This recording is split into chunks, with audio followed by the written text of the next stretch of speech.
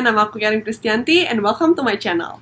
Hari ini aku pengen ngomongin tentang dua produk franchise yang makanannya sama, cuman dua brand yang berbeda. Kenapa? Karena setelah aku ngupload video mengenai sharing aku tentang pengalaman aku ngambil franchise, jadi banyak yang nanyain tentang mau konsultasi produk franchise, plus kayak nanya franchise apa sih yang recommended. Nah, sebelum aku mulai sharing, aku pengen disclaimer dulu, tapi jadi semua video sharing aku akan buat berdasarkan opini pribadi. Nah, tapi teman-teman bisa gali-gali lagi informasi secara individu atau sendirinya, bisa dengan Google atau mungkin nanya langsung ke master franchise-nya. Jadi jangan nelen informasi yang aku kasih di sharing-sharing aku itu mentah-mentah. Aku sih lebih minta teman-teman untuk jadi entrepreneur yang smart, yang nggak males alias rajin untuk nyari informasi dan belajar lebih lagi supaya kalau kalian beneran ngambil franchise-nya, kalian pun bisa sukses.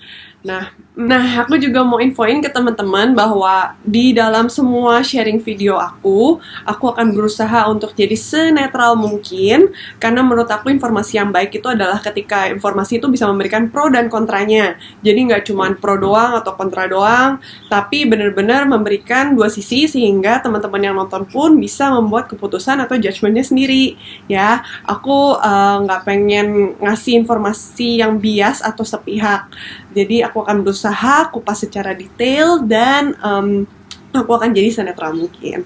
Nah, hari ini aku pengen bahas tentang produk tahu. Jadi hari ini aku pengen ngomongin tentang produk tahu. Nah, tahu di kalangan aku dan teman-teman aku itu ada dua brand yang aku aware, yaitu tahu Kriukye sama tahu Go. Nah, menurut aku produknya itu simple. Bentar, aku mau ngebahas beberapa aspek ya.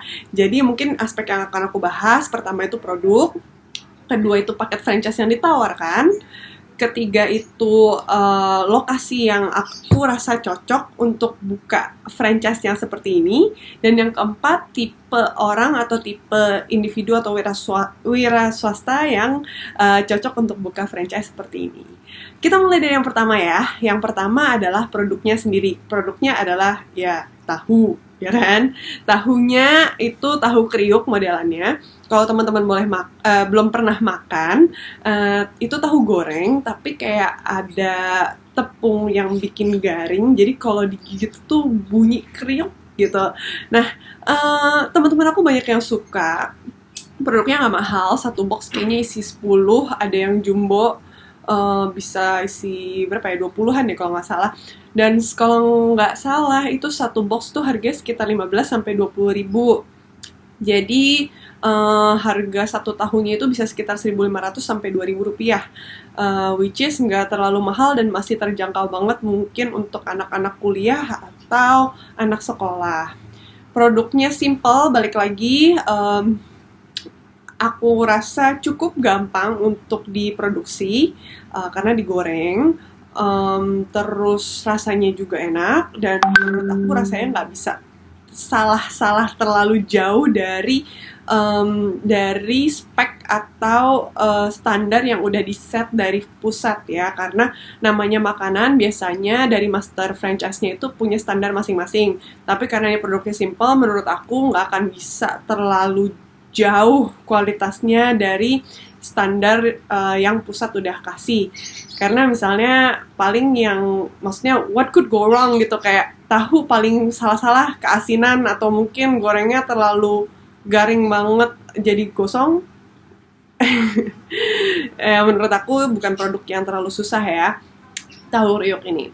Nah, jadi dari sisi produk menurut aku simple, mudah, cuman aku sempat dengar juga dari teman kayak ya itu tadi, mungkin kalau cara gorengnya salah ya bisa kualitasnya bisa nggak sama yang udah di-set sama standarnya pusat.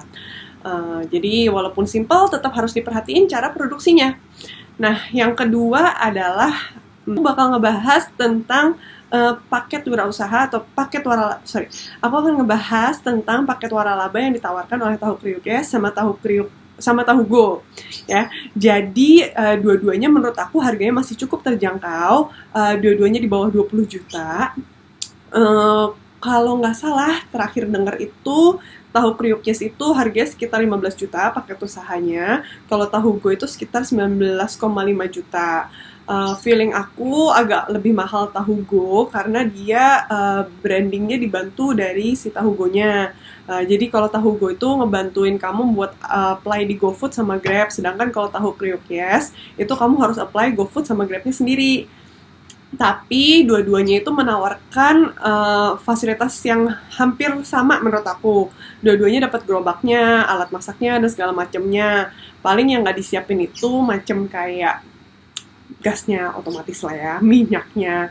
Kalau tahunya itu kayaknya harus beli dari pusat. Nah, soal royalty fee, kalau aku cek di proposalnya Tahu Go itu nggak minta royalty fee. Tapi kalau tahu kriuk yes aku belum tahu nih. Jadi mungkin teman-teman yang tertarik bisa langsung tanya sama tahu kriuk yes-nya langsung. Nah, menurut aku cukup terjangkau, masih oke. Nah, sekarang lanjut ke lokasi yang menurut aku cocok buat buka usaha seperti ini. Lokasi yang cocok udah pasti sekolah. Karena ini makanannya anak sekolahan banget, jajanan banget ya. Itu udah pasti cocok. Sekolah, kantor, terus mungkin kayak kuliahan, university. Cuman kalau kamu mau buka selain di tempat itu, kamu harus make sure trafficnya atau pengunjungnya itu rame. Karena tipe makanan seperti ini adalah makanan yang bukan makanan pokok yang kamu pasti harus makan. Ini adalah makanan yang impulsif yang kamu beli karena kamu kepengen. Jadi harus di tempat yang cukup kelihatan, pengunjungnya banyak, dan bikin orang jadi kayak pengen gitu loh belinya. Jadi yang kayak macam impulsif lah, bukan yang kayak kamu harus makan ini. Itu tempat-tempatnya. Nah, untuk tipe-tipe wira swasta atau orang yang cocok untuk ngambil paket waralaba seperti ini, menurut aku adalah salah satunya itu mungkin ibu rumah tangga yang mau punya penghasilan lebih untuk bantu dapetin income lebih untuk keluarganya.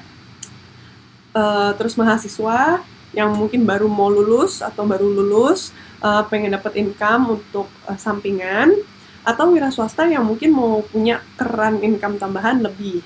Tapi harus pastiin kalau kamu mau ngambil franchise ini kamu punya waktu lebih untuk ngecekin outletnya, karena ini adalah dua brand ini adalah tipe franchise yang aktif, alias kalian harus pergi untuk ngecekin.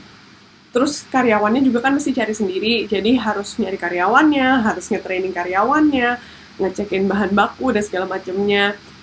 Ini adalah brand yang franchise-nya aktif, jadi teman-teman kalau mau ngambil franchise ini harus siap tenaga dan waktunya untuk ngecekin outletnya.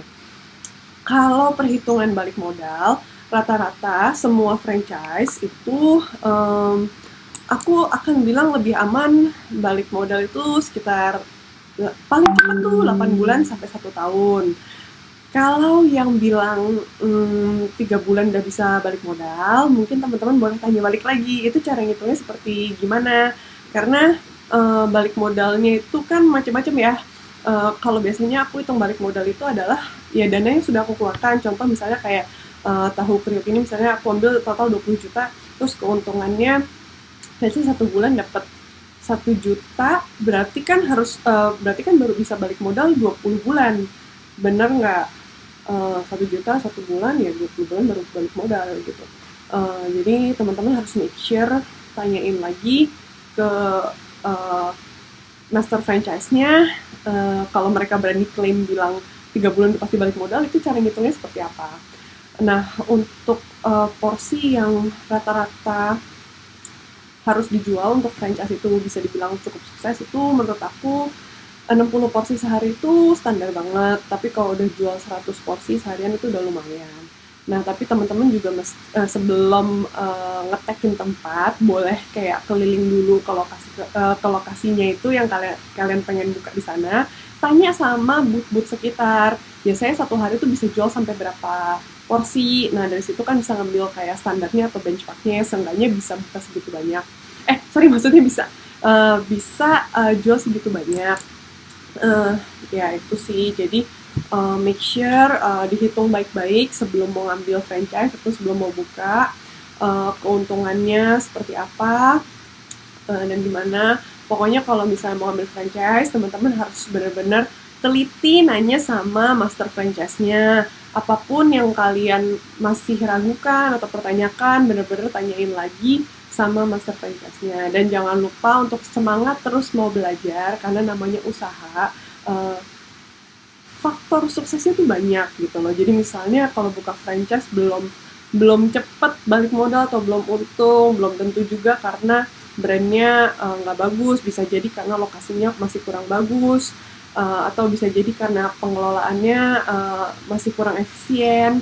Jadi menurut aku franchise itu adalah salah satu sarana di mana teman-teman bisa belajar banyak untuk jadi entrepreneur. Gitu. Ya udah itu aja sharing dari aku hari ini. Mudah-mudahan bermanfaat. Jangan lupa di komen, like, dan subscribe. See you on my next video. Bye-bye.